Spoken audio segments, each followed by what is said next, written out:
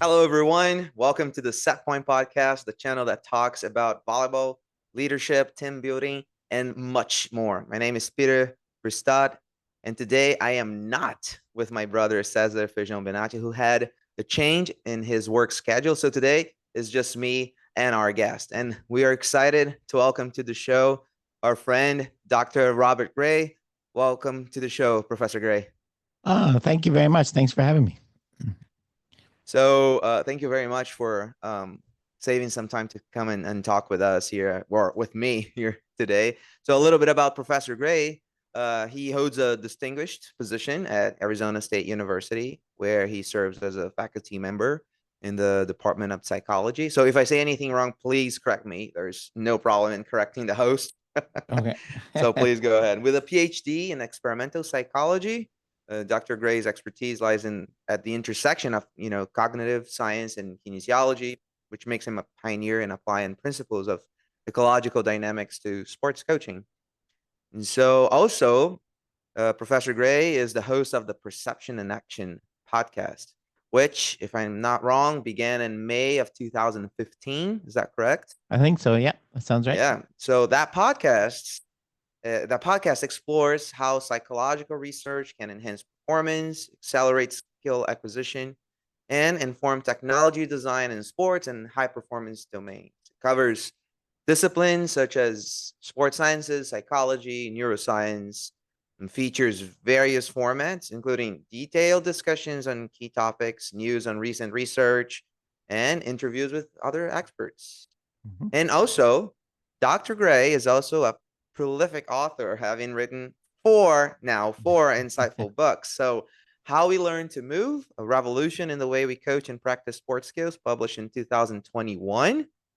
Second book is Learning to Optimize Movement, Harnessing the Power of the Athlete Environment Relationship, in 2022. By the way, I love the titles of your books.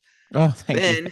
Then in 2023, he published a constraints-led approach to baseball coaching, so something more specific, but with stuff that can be applied to several sports. So let's keep an eye for that work too. And his latest work, published this year, 2024, Learning to Be an Ecological Coach, Developing Attuned and Adaptable Coaching Skills. So congratulations on those four books.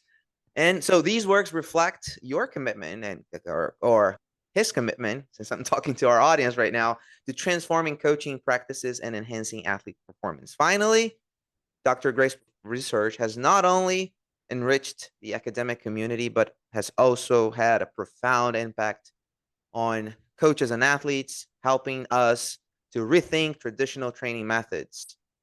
And so you, Dr. Gray, talking to you now, you bring a unique perspective that will undoubtedly inspire us coaches to adopt innovative approaches in training methodology. So once again, welcome to the show. And I would like to start asking about ecological dynamics. So a lot of our audience, in especially in Brazil, where most of our audience is from, we're not used yet to this approach to coaching sports, and we are very familiar with the more traditional mechanist approach, technicist approach to coaching Mhm. sports, and I think you're familiar with that. So a lot Mhm. of that's very common in our field. So ecological dynamics is a fascinating concept. How would you explain its essence to a coach who has only ever used traditional training methods? What would be the first thing you would like them to understand?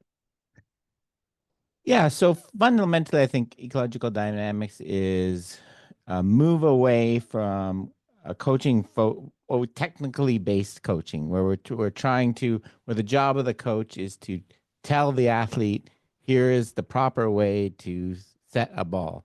You hold your hands like this, you bend your knees this much, you do this. Move away from that traditional approach to a more approach where we let the athlete kind of discover the details of the movement themselves. A process we call self-organization. So instead of coaching by telling and a lot of instruction, a lot of cueing, we coach by creating practice experiences or by creating different practices so that they can discover kind of how to do that themselves, right? So And there's lots of science behind the why that occurs and why we think that's better. But that to me, that's at the core. It's this kind of shift. I call it a shift from the coach as an instructor who knows everything and tells the athlete what to do, to a coach as more a designer and a guide, right? I'm going to design practice environments for you to experience and learn yourself. That's kind of the You idea. know, awesome. The first time I was reading about it, and so I gotta confess, like I understood very little of it. So I gotta read again and again and again because I guess my mind was biased with that, you know, traditional technicist approach. And so I had to read over and over and over until my mind, oh, okay, that makes sense. And so when I hear you say that, it sounds to me like it almost brings me back to when we were kids and we were, you know, sent to these playgrounds and then nobody told us what to do. The stuff was just there. And then your parents would like go play.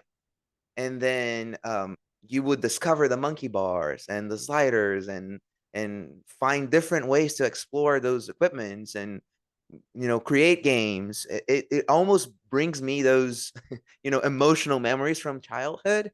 And so I think that sounds like fun for the athlete, you know? I think, yeah, yeah. No, I think that's a great analogy. I think there is a lot of that to it, right? And it's learning to, it's the athlete is picking up what from the environment, what it gives them, right? Like as a kid, that's a great example of playground. Like you start climbing up and up slides, and you jump from here to, you do things equipment was not really designed for, but Exactly. you figure out that you can do it. Um, so it's kind of directly perceiving what you can do in the world, and opportunities for action. Yeah. So yeah, I like that. And Opportunities for I'm action. That's biased, very of course, but it is a lot more fun for me to do to coach. right, right. Yeah. So now imagine that you are designing a training program from scratch Hmm. using what we call a constraint-led approach, which is intimately related to this Hmm. ecological dynamic.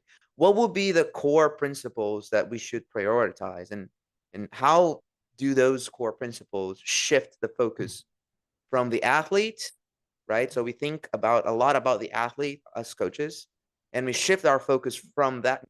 We still think about the athlete, right? Because we can constrain the athlete somehow, but we focus a lot more on the environment now. Hmm. How would you bring those core principles? Or what core principles should we prioritize when we are considering using this approach? Yeah, so fundamentally, a constraint is something that you manipulate as a coach in the practice environment. That what the purpose of adding or changing a constraint is to kind of, can I think of something I can add to practice that will make what you're doing now less effective and get you to try something else, get you to try. So examples of constraints are different types of balls, different number of players, different spacing, different rules. You could change the rule how many times you're allowed to hit the ball before it goes over the net. You could put a rope across the top of the net that you have to get the ball under. There's lots of different ways you can manipulate constraints. Also the athlete brings their own, their height. So the part of the logic of this is letting the athlete part of the kind of challenge issue a lot of people have with kind of the more technical approaches. You're giving everybody the same technique, despite the fact that their people differ greatly in height and size and arm length and speed. So this allows them to kind of discover something that works for them, their own individual constraints. So yeah, that's the idea.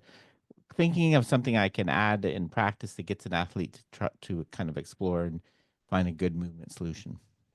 You know, once I met an athlete. She was very young, in her teens, and she always had this what we would call weird and outside the standards for her hitting, right? Hmm. Her swings in volleyball.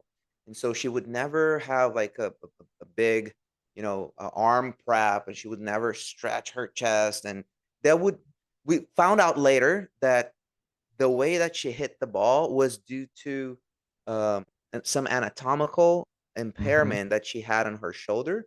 So her range of motion on her glenohumeral joint Hmm. was very different. So she had to find a different way to hit the ball, right? So her arm swing, her arm technique was completely different from what we see in the textbooks. Mm-hmm. And yet there were a few coaches that was like, that's not how you hit a ball. Mm-hmm. And so I was thinking that like there has to be a different way. So that athlete found a way that Mm-hmm. her Work was for them. she was physically able to do Mm-hmm. to hit that ball. Would you say that, of course, not only because of anatomical changes, and that's something that we can kind of make an analogy? Yeah, for sure. That's a good case of someone that kind of lack of range of motion is kind of what we classify as an individual constraint. So something you Right. bring, and yeah, they found a solution that works around that kind of. One thing as a coach we could try to do is obviously we could try to change that individual constraint in the gym, working on exercises to increase range of motion and increase the shoulder strength to Right. kind of give her more options, maybe give her motion to do more of a rotation to hit the ball harder. But yeah, but that's a good example, I think. Yes. Okay, great. So, so my next question is, when athletes perform at their best, they only appear to be almost in sync with the surroundings, like they're in the zone, Mm-hmm. so to speak, right? There's obviously a psychological aspect to it, but it seems like the athlete and the environment, or in our case, the game, they're one. It's not, Mm-hmm. they don't feel like an outsider thinking about what to do. They're just into it, right? So Mm-hmm. how can you describe, or can you describe a moment that you witnessed that exemplifies that athlete environment relationship and action? Yeah, I think we get so I one of the things, especially my second book, I really stress is this: you're establishing this relationship with the environment. That's what being skillful is not having a lot of like we kind of want to use our analogy. Our brain is like a computer. There's a lot of stuff and going on in the head, and really skillful people have a really good computer. I don't really like that analogy. I like that people that are really skillful have a good connection with their environment, right? They pick up they perceive things and adjust their movements based on what they perceive really, really well.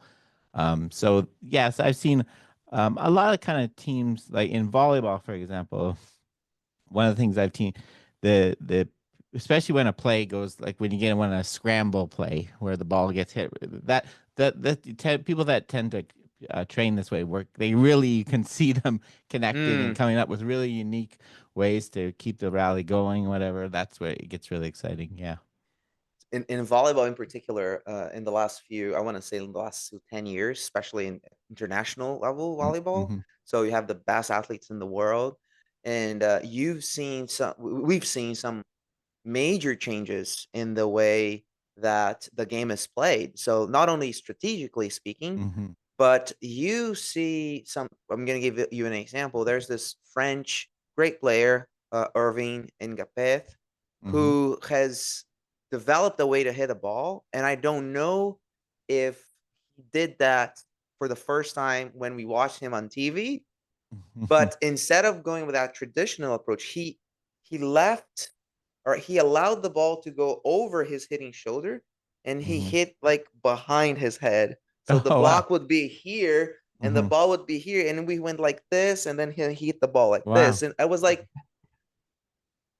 nobody was expecting that. Not the Mm-hmm. commentators, the team that was playing, his team, or the crowd. And so you started later seeing other people doing that. Mm-hmm.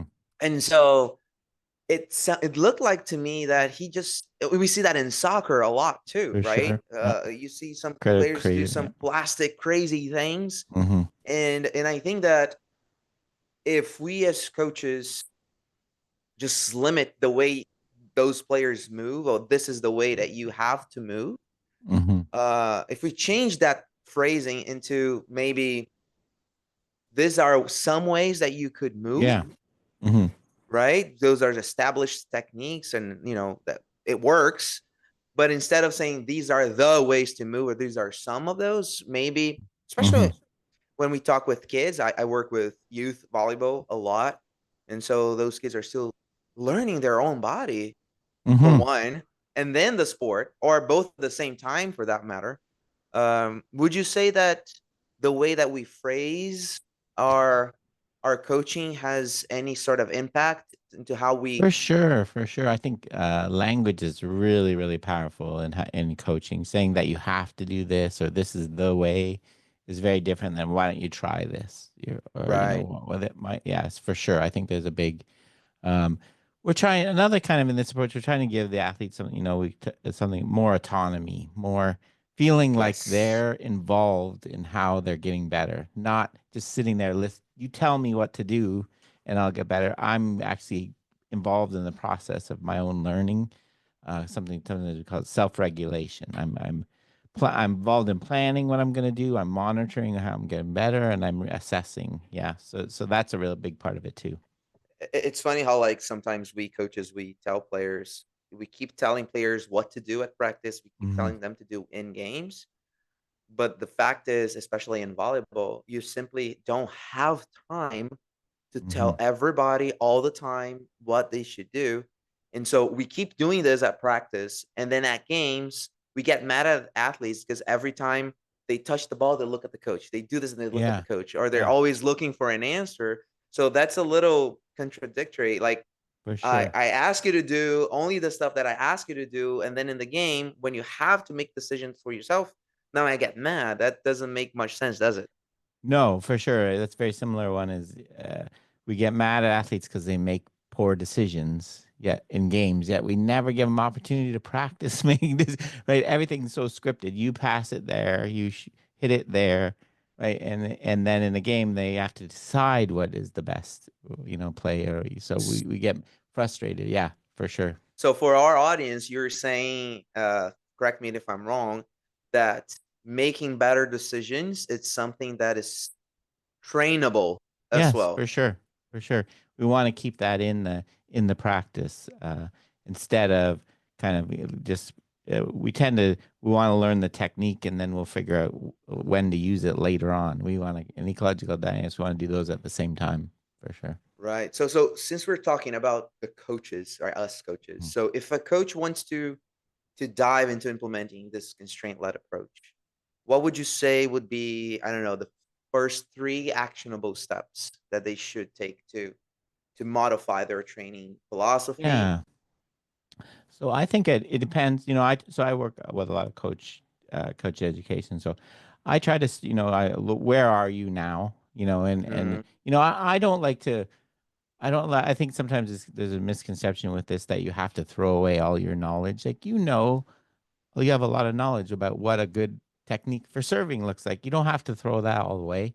I would never say, come to someone and say, okay, you're terrible. Don't do any of you have to change. No, there's a reason you're a coach at this level, right? You're good. But there's a few things so I try to think of, can we add a bit more variability to our practice conditions, right? So, if this is how I usually start. So if we want to do a drill where you have all your players in a line waiting to hit a ball, can we change the angle that it's coming from? Can we make the distance? Can we make it a little less predictable, a little more game like? Also, can we make it in game like in terms of, instead of you just throwing the ball up for them to set, can someone pass you the ball and you set it? Right. That sounds like a small difference, but it's huge because the information you get, like part of the thing involved in hitting a ball is timing it by watching like the setting action of the person. So you want that information to be there. So that's and then kind of adding variability, unpredictability. Get some put some blockers there, change change the position of things, and try to make things a bit more game like. Um, Instead of just hitting into an empty court, put a few players on the other side. Do things like that. So it's kind of to me, I kind of see what people do and kind of try to move them from there. That's what I right. like to do. Yeah. Interesting. Because in But a volleyball, lot of so in volleyball specifically, one of the big tools a lot of people use for ecological dynamics is like a small sided game. So instead of using a full number of players, reducing the players, changing the shape and the size of the playing area, you're only allowed to be in here. So I think start playing around with some of those. I know a lot of people I've worked with have had success. Even just start with one activity like that, and keep your rest of your your favorite drills, and then see what happens from there. And eventually you find people do more and more of those activities. Right. They Because find, that involves a change in the culture, right? yeah, for sure. Um, you're right. You see kind of people, and especially when you're working with kids, they enjoy it more. Um, and I think when people kind of experience, like if you people kind of experience it themselves rather than being told by a coach, I think it's more powerful as well. It sounds Yeah. like to me, it sounds to me like that could be easier to implement with younger players because Hmm. I used to say that most, if not all, athletes that come to us, they come to our gym because they like to playing volleyball. They like Hmm. playing and enjoy playing volleyball. And so for a kid that comes to our gym at 10, 11, 12 years old, so it almost sounds to me like this this practice format would be more fun for them as well. While Yeah. if we're talking about older players that already have some sort of history with that more traditional um, approach to coaching sports, where we tell them all what to do, and that there's these chains of action. So after a pass, there's a set. After a set, there's a hit. Of course, that's the basic triad of our sport: I pass, that, hit. But we tell them where to pass, how to set the ball, and how to hit a ball. I mean, even if we do that, if we have three different people, there will be some degree of variability there than Hmm. just one person hitting a ball that's thrown from a machine that will always throw the ball the same Yeah. way, Perfect. Hmm. right? And so, um, that what was saying is that it involves a shift in the culture, and we really have to be careful. Otherwise, we may create some sort of um, we may feather some rough some feathers Yeah. in our gyms, right? Yeah, for sure. And the culture is a big, one of the big shifts in culture, right, is we're trying to challenge. Part of it is we're trying to challenge athletes a bit more, and so they're gonna make. You got to get them more comfortable with making mistakes. So if you're letting them discover and explore and try different things, they're gonna make passes into the net or shoot Right. shots out more often than if they're trying to execute the same thing over and over again. We want that because for example, often hear the expression "perfect practice makes perfect." I don't believe that Yep. at all, right? I think imperfect practice makes perfect, right? When you make mistakes is when you get better, right? So we have to create an environment where that's okay. Where we say with the athlete, you don't have to do everything perfectly in practice. We're not trying to get you to do that. We're trying to get you to try to push at your limits a bit, right? Try that big jump serve and serve it out every once in a while. That's okay. Like this is the time to do it in practice. We're going to keep working on it. And so yeah, it does take a bit of a culture shift in kind of the coach, the athlete. I'm kind of coaching my kids, some of my kids' teams with the parents. I find parents are expecting to see lines and you telling them a lot of instructions. So when that doesn't happen, you get some comments. So you kind of have to a little bit of education of what to expect, how you coach and things.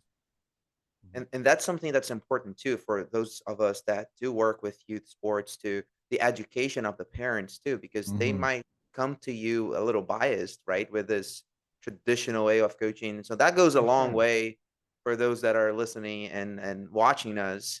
You know, educating the parents goes a long way too, right? And so, do you have can you recollect and bring it back from memory? Did you experience in your career as a consultant or working with coaches education, any sort of like a breakthrough in an athlete's performance? So, do you have any experience or any experiences that you could share with us of an athlete that was having some difficulty, and then something happened, some changes in the way that they train, and then they flourished as an athlete, their performance? Yeah, I think so. I think I've had, a fair number. The main sport I work in right now is in baseball. That's Mhm. my big sport. So I've had quite a few a lot where we've kind of created environments and let athletes kind of go. Practice. For example, we have them hit with different weighted bats, light bats, heavy bats, and just kind of let them figure different things out, and they get quite good results over time and things like that. My big kind of aha moment for this was when coming from academia, I'd been studying this and researching it, and it all made sense. And then when I actually had to try to apply it, that's when I really kind of Mm. I was working with a baseball pitcher who was kind of struggling with their technique, their throwing technique, and I started the same way, traditional way. Okay, here, do this, bend your elbow at this time, and he wasn't getting it at all, and he was getting frustrated, I was getting frustrated, and so instead of I came up with I used a constraint. We used what's called a connection ball. I made him hold a rubber ball under his arm, and I said, throw it so when that ball falls out, it goes this way, right? So I just gave him a new rule. Like, so I didn't tell him how to bend, do anything about what to do with his technique or body. I just said, make the ball go that way, and he kept doing it. And sure enough, after a few minutes, he'd figured out a way to make it, and his technique looked better. He was throwing harder, and I was like, aha, that makes so much more That sense. aha I moment. let the constraint, in that case, the equipment, do the talking for me. Because I don't, and kind of, so I don't, the acceptance, I didn't know the correct way for him to throw. I knew, like, I didn't know how much he needed to bend his knee or elbow or whatever, but he figured it out. When I gave him this constraint, I let the practice do the talking for me. That's awesome. And so it looks like to me that when we adopt this methodology, I want to say, um, we have to be one more okay with that exploration, and so Mm-hmm. more errors are Yeah. likely to happen, right? But on the other side of the same coin, especially with players again that come from they have a history of those that's more traditional way to practice that I don't know, maybe they can get more frustrated. Mm-hmm.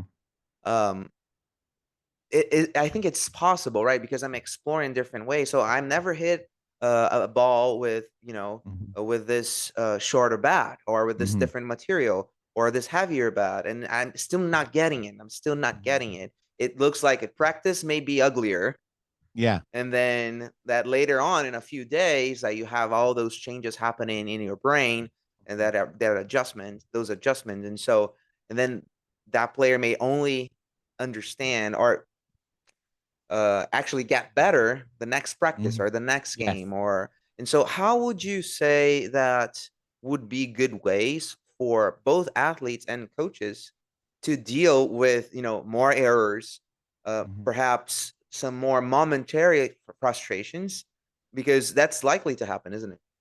Yeah, for sure.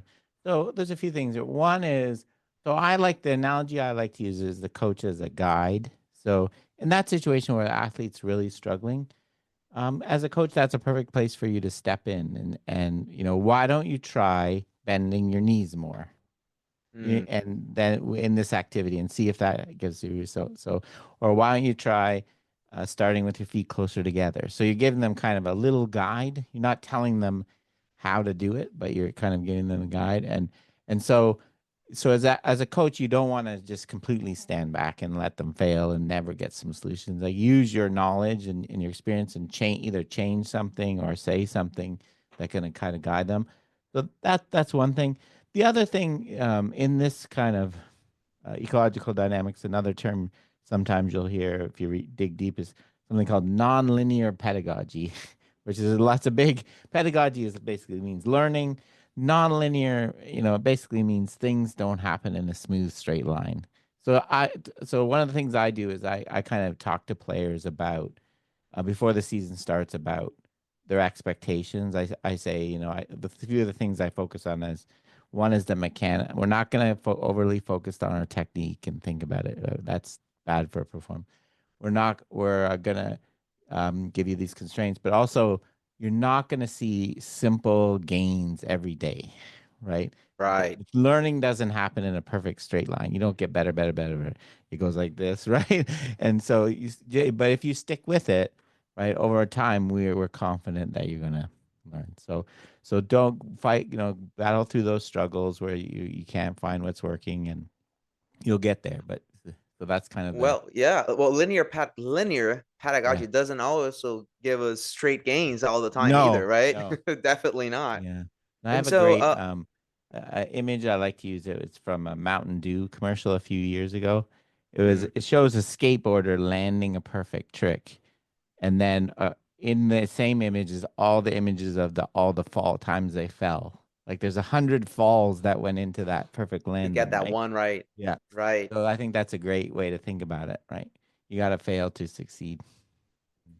Right. Interesting. And so at this point, I guess many coaches that are listening or watching us, they're starting to question or at least reconsider their traditional approach to coaching sports. But still, we might be still familiar to it. We might have that close relationship because that's all we've done for many, many, many years. And so, how would you challenge them to rethink their approach? Maybe highlighting some this mechanistic approach to coaching. What would be some of the downsides to it compared to what we are proposing, which is this ecological dynamic? What would be, the main differences um, that would help us convince our audience to at least give it a try? Yeah, so there's a bunch of things, I could from research side of things I could point to, we know that when as a coach, we get overly technical, saying, bend your elbow more, do this with your knee, whatever. We get people what's called an internal focus of attention, right? They start focusing on their body, which there's a lot of research shows that's a less effective way. I find it makes people very robotic. Like your athlete, you're taking this really athletic person that's really gifted, and you're making them very robotic in their move because they're trying to move exactly the way you told them instead of just Right. flowing and being natural about it. So that's kind of the one. If we do overly mechanical, that's the way. Also, the point that you pointed out, right? You can't be in their ear the whole game, right? They need to be able to figure it out themselves, right? If their serves are going long or something, they need to be able to figure out themselves what they need to do to change, so to get the ball in, right? So you want them to give them more kind of autonomy again in figuring things out and in being their own, controlling their own movements rather than always the coach being the one, you know. And then on a That's very team good. level, right? When you're talking about a team sport, right? If you want that creativity, that right, that if a ball's not exactly hit where you the plan like. You need them to be able to figure out a way on their own to coordinate and get the ball over without you telling them the exact play to run. You're not always going to be able to do that. So you want them to be able to do that on their own. Yeah. Very, very interesting. So, listening to you saying all these awesome concepts, and you have a background of psychology, and Hmm. so we have this. So in Brazil, we study a lot in the physical education, school, and sports sciences. We have this very, or at least a few classes in psychology where we study in pedagogy as well, where we study that the Vygotsky proximal development zone. You say that like with a little guidance and in the concepts, that is an approach that says that okay, I know the level that my athlete is right now, but I want to challenge them, and I know that with a little help, a little guidance, they can get to the next level. How would you say that this approach to coaching sports um, borrow or borrows these concepts from traditional psychology, and then Hmm. where is the intersection between coaching sports through this approach and the knowledge that comes from psychology and in education? Yeah, I think it's recognize the where they intersect, with some of the concepts of motivation, like what we need, autonomy, getting athlete like intrinsically motivated, wanting to do it for themselves, not so they don't do things just to get a coach to stop yelling at them. They do Right. them because they or because a coach said that they should do it. They do it for their own kind of reasons. We know that's much better. Um, the idea of, kind of balancing, the challenging athletes, right? We know we want to give you some feelings of confidence and competency, like that you're good at this, but also need to push you a little bit. So if you, for example, if you have a really elite player, you need to challenge them at a bit. You find ways to kind of push until they start Oh find their yeah, all the level. time. Versus a really new player, you have to dial things way back and make them have some success. Yeah. So yeah, we kind of borrow those and most of it comes from the area of psychology, the motor learning skill acquisition side. What we know, like the research showing the benefits of variability of practice on learning and things like that. So yeah, it does borrow. Um, to be really specific, it borrows from part of its name comes from an area called ecological psychology, which was an Okay. area developed by a person named James Gibson. And his idea that that you pick up information from your environment that tells you the opportunities for action, whether it's passing, so you pick this up directly from your environment. So that's kind of the most tangible way we borrow from psychology. Yeah. Right. I think when I read Dr. Gibson's work for the first time, I think I watched a video or read a paper where it gives an example of like when a baby is learning how to stand up and Hmm. walk. If we put them in a room with nothing, they're gonna keep crawling. But Hmm. if you put them close to a couch, eventually they're gonna start grabbing the couch and standing up on their own without us telling. Yeah, we grab Hmm. them by the hand and put them standing. And so in a way almost sounds like, okay, we coaches are the ones that, okay, now it's time to put the couch in the Yeah, room. for Y- sure. Yeah, and I part of this area, there's a lot of parallels drawn between skill development and motor development as a kid. So I think that's a great analogy because your parents didn't give you the technique for walking, right? You figured it Correct, out on right. your own, right? You figured it out, and there's another example. The reason you're so chubby as a baby is because you fall a lot, right? When you learn, right? You Right. got support when you fall, right? So be challenging yourself to get up and grab that thing. Yes, for sure. I think that's part of the reason you often, I had the same with my kids. The second ones learn faster than the first because they have this motivation, this new thing in front of them. I want to do what he's doing, right? Right. So it really drives them. Yeah. That mirroring technique Yeah, for or sure. And they're right. really pushed. I want to try to get up there and yeah. But yeah, I for sure. want to I be think able to that's a kick great a ball as analogy. as well as my older Yeah. sibling. Yeah, I think that's a great analogy. The couch is a constraint. We're giving you this new thing to kind of interact with instead of open room with nothing. Yeah. Right. And so your last book, Learning to be an Ecological Coach. Hmm. So can you give us a little insight on what's the core of the book? Like, what mindset shift I, as a coach, need to have to be able to embrace this ecological approach or ecological dynamic, this constraint-led approach? So how did you come across? Okay, I need to keep writing. Hmm. And then, what are the new insights this new book of yours bring to us?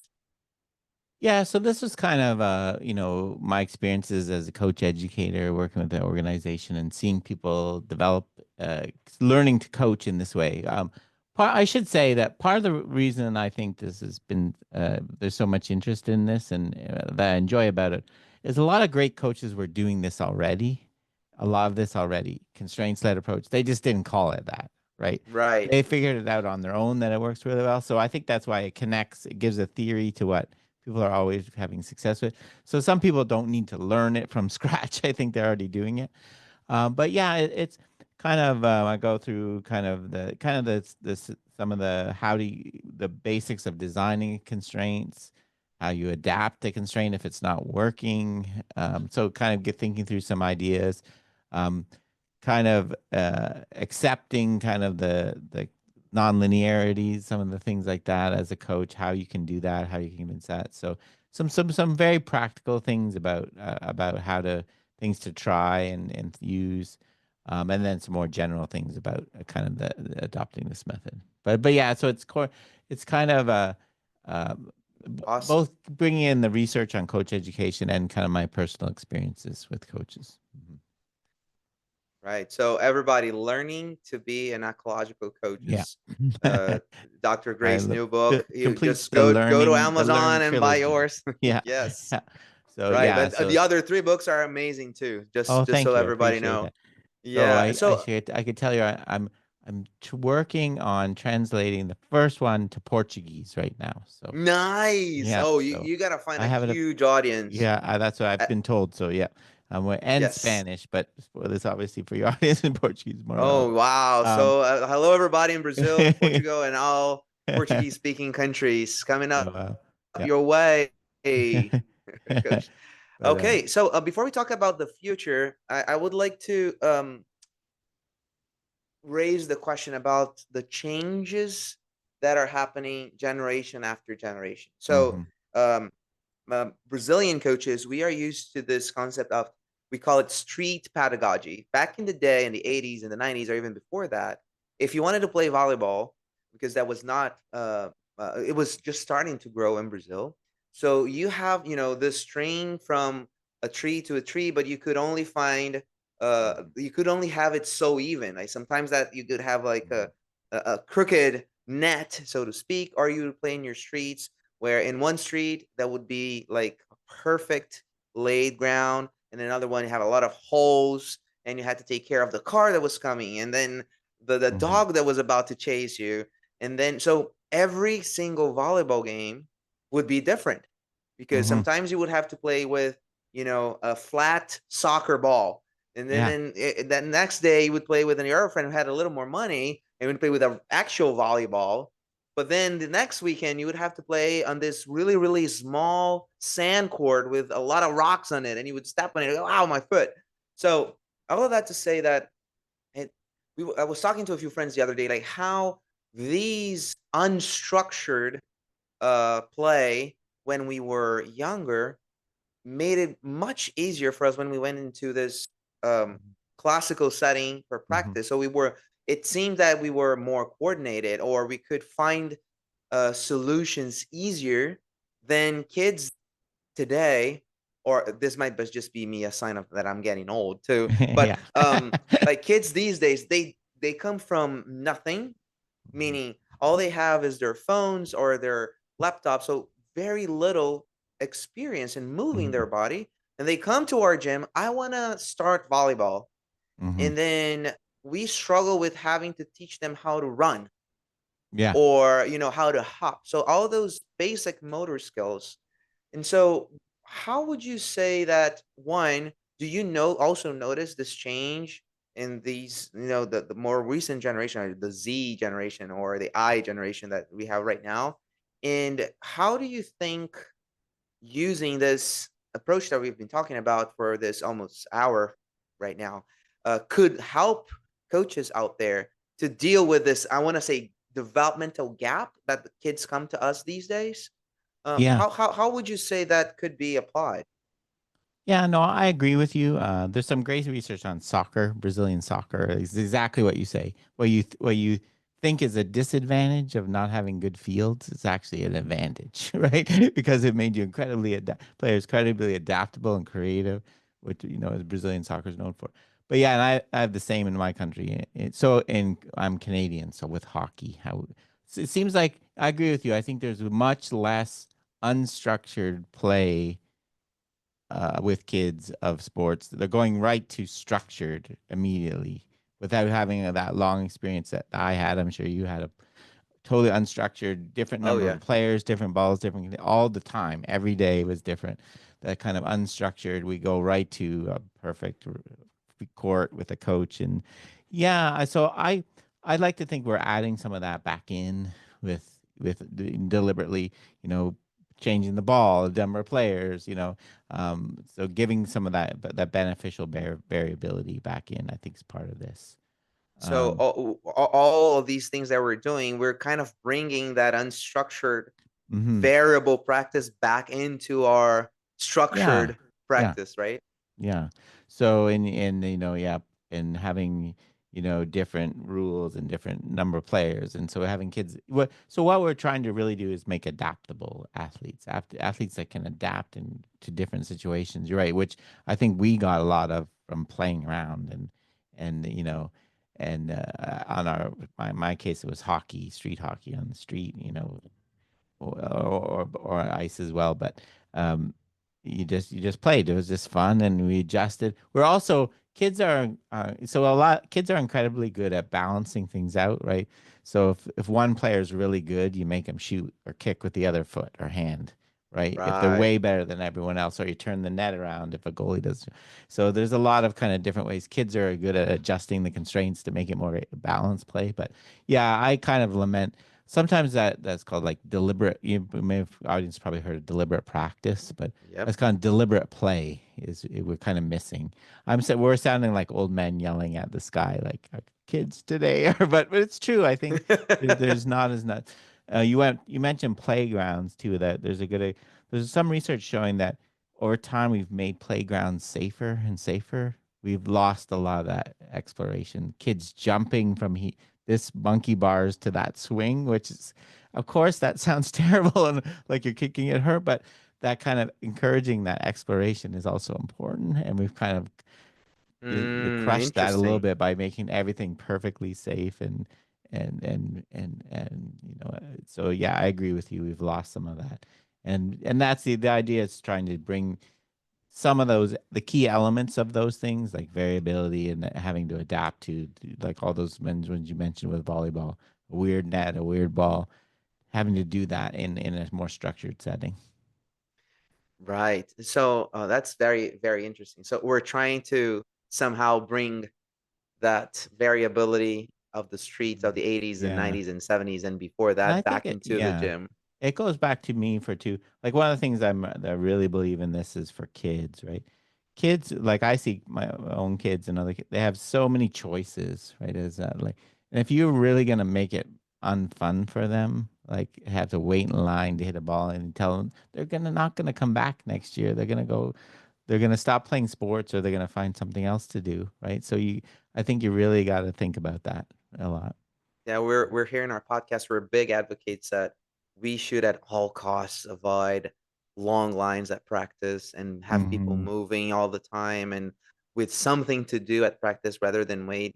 For Um, sure. and so I want to talk about now about the future. And so Okay. you are a I want to say pioneer or one of the great names that do this Thank you. research. So thank you for that. Thank you for dedicating your time and your cognitive effort, your cognitive energy into not only researching but making this available to the general public. I guess Thank you. that's very important, right? So how do you envision this progression in coaching methodologies? Do you believe that this approach, this constraint-led approach, is it a too much of a radical change, or do you believe that? Um, and I think you already answered it partially earlier. That we could um, put together with more traditional methodologies in a way Mhm. that shifts culture, or how do you envision this research of yours in the future changing and shaping the way we coach sports? Yeah, I hope it gives so one of the things I've seen, I think it can be, right, if you try to take too big of a jump. And I've seen a lot of examples, like I've seen I've watched people run soccer practice and they'll set up a small sided, like a 3-on-3 game, and they'll set it up and they'll let it run for like 30 seconds and they'll jump in and stop and tell everyone where they should be. And right. So if you do that, then it's not going to work and you're going to think this method is not any good. So hopefully what I've tried to this last book I've tried to give a little like if things aren't give you some ideas for when things aren't working, like what to try and Mm. how to know when to change things and when and whether what to look for and things like that. So that's what one of the reasons I wanted to write this book to give people a little kind of guide to stick with it a little bit. You got to stick with it. This is kind of playing the long game and learning. So Mhm. yeah, I think um I think some maybe individual sports it will work better for others than others, and so I hope it continues to develop. It's certainly gone across more and more sports, and there seem to be little communities to develop where people share things they've tried Yes. and haven't worked, which is really exciting. So So I think it has a pretty promising future. Obviously, I'm very biased, but I like to see it. I think it's a positive change. But I think, yeah, I think as long, I think I would encourage, anyone that is trying to explore this, if you can find other coaches either online or a group, and have like a little, I run these myself where we kind of talk through some practice design and things we're experiencing, and it really, really helps. It's a, we kind of take it like, I don't know all the answers either. If we could, that's kind of the approach either we kind of take. Let's talk through it and think through it together. I think that will make for really positive. So I'm gonna give you my testimony here. In Okay. our club, we've started to implement this Okay. approach little by little. Mhm. And so with the older age groups, kids were like, "What is this?" In the beginning, right? You're like, Mhm. "No, no, this is just like this is gonna be our warm up today. Right? Mhm. Let's play Yeah. this You game." gotta And do a then little trickery. Yeah. kids love warm up games, right? Yeah. It's just better, it's just more fun for them instead of being like me and you just exchanging balls and all that. So let's play this little game, and then little by little, we would, extend that warm up, make it a little longer, and change things here and there, change the goal, and put up a scoreboard here. Mhm. And now you're in this advantage. Now, if you score this way, you score 2 points. Mhm. And you put the antennas a little more inside, or make the other side of the net the court is smaller, or Mhm. it's even a triangle and Mhm. that kind of thing. And over time, and with the younger kids we could start from scratch. The whole practice is pretty much playing games. Yeah. Yeah. And now we shifted into like very little. Oh, maybe little. So listen, this is when a ball comes low. These are the basics of passing, Mhm. right? So put your wrists together, your elbows are straight, and this is where you're more likely to have success if the ball hits your forearms. And that's Mhm. it. Let's go play Mhm. another game. And so with the younger kids, it was easier. But now we've seen that the older kids, and so we've been doing this for maybe 1.5 seasons so far. In the first season, that it was right in the middle of the season. So this was 2023, and so that's when the kids were like, "Oh, I've never done this before." And now we have some kids that are returners for the last season, and they were like, "What are games are we playing today? What are the games that are we playing Yeah. today?" They don't even talk about drills anymore. Mhm. We call it like grills, right? Games, Yeah. drills in formative games, right? Yeah. Yeah. And so they already like, oh, no, no, no, no, we're gonna play games. So shh, they tell they tell this to the younger ones. Well, let's play game. This is a lot more fun. And so, as a witness to everybody that's listening and watching us, give it a shot. Don't interfere within the first 30 seconds Yeah. because it's gonna pay Yeah. off. The kids are gonna be a lot more engaged in Mhm. practice. I promise that. Yeah. But I'm gonna have to confess that to you, Dr. Gray, that planning practice has been a lot harder. Mhm. A lot harder. And so, like you're at the time that I sit down more effective. I think that's um, not a one answer question, Yeah. but how would you encourage coaches to like you're gonna spend more hours or more time and more effort planning practice?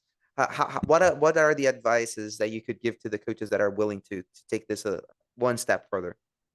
Yeah, I think that's a good. So I think that's a great example the way you describe. I think it's playing games, but it's not just playing the game, right? You're not just letting them play volleyball and just standing and say Right. play the whole practice. You're purposely choosing games with altered constraints to try to let's get them to move the ball more or So it's very purposeful the way you're doing it, and that takes time. So I guess, I give, kind of, again, I would lean on other people, like other coaches, kind of, ask them, what kind of games have you tried? What is it? And kind of, I find there's kind of two stages to this. One is copy and paste, kind of. I heard that this game works, and I'll try it. And then you get to the point where you get really skillful at designing your own and changing your own based on what you see. That's kind of the next level of it. So I'd say, work with connect with other coaches in your sport, share games you found that kids Oh, like and are successful. I think that's it. That's a kind of a cheat. And I think most people are very happy to that I work with, happy to share. But yeah, I've experienced the same thing. Thing I've always say is the sound in the gym. You can just hear the difference. But if you think about it, like in Yes. traditional coaching, we reward kids with playing for doing all the boring drills, right? Okay, you're gonna have to do 40 minutes of boring drills, then we'll let you scrimmage. We'll let you came here and play volleyball, what you actually want to do, what you actually came to practice to do. Exactly. So I love the idea of, okay, let's actually start with the games, like, and they came here and put them. So yeah, that's great. Awesome. Awesome. It's good to hear that we were on the right Mhm. path. So now let's talk about technology. Do Okay. you what can you tell us about the new technologies and how that technology has been implemented in helping us further this sports coaching, and what are the things that we should keep our eyes open for that could help us in this new approach?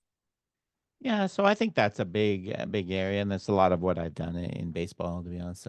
So I think it's really the critical thing I like to say is that the coach has to be still between the technology and the athlete, right? A lot of Amen. sports I've seen kind of bad examples where we just give athletes here's all the numbers, and they get all thinking about what they're doing, and that's not what we want. So the optimal way to use it, whether you're talking about technology that at a team level assesses where you score the most points from, or where you get scored on against, right? So picking up tendencies and trends, like you can use that to design practices to kind of focus on those areas. Or we're talking at an individual level. Now we're getting a lot of sports are getting where they can do biomechanical assessments of athletes in the game. Um, Again, I think it's critical we as a coach we take those things and use them as a tool for designing practice, not as something we want to just give to an athlete and say, Mm, here's all we right. So let's this the analytics show this player is not like, for example, basketball is not good at doesn't make a lot of shots from this spot on the floor. Okay, let's how can we design a practice to improve that and things like that. So yeah, I think that will be a big area that's coming. I think there's a lot more, going to be a lot more in my sports I work in. Hawkeye, the camera-based technology that can measure the movements and all the different things of players. That's going to be a big thing coming for sure. wow. So let's keep an eye open for Yeah. new trends in technology and Mm. research and all that. So, Dr. Gray, we have, like I said, most of our audience is of coaches that Mm-hmm. are very into volleyball at all levels, right? So we have coaches that work at the pro level, at the college level, youth sports. We have Olympians that watch us and hear us. You have that PE coach that is in the very, very small town in Mm-hmm. Brazil countryside. Everywhere we have people in Italy, Australia listening and watching us. But we also have athletes and parents and enthusiasts. And so, what message, final message, would you would you like to share with our audience about anything that you want to talk about or about what we talked here today? Say hi to them. Well, I just, I think, like I said, I think there's a lot of great knowledge out there, and we're trying to give a little science to it and add to it, but don't throw away all your experience, and I think try to connect the two. I think the way this really works is this gives you kind of a framework to connect what you've experienced in your own practice and what you feel works, and understand why it works, and add to it and develop it. That's the kind of the best scenario I see. And so keep trying, keep exploring, right? And I think this is it's an ongoing process, right? That coming up with these games and how to change the game when players struggle a little is kind of an art. And so I think keep being creative and trying different things. I think you'll get benefits from them. Yeah. Wow, Mr. Gray, thank you so much for joining us on Sapot Podcast today and giving us a little of your time. And that was so educational, this talk of ours. And I'm sure that I'm gonna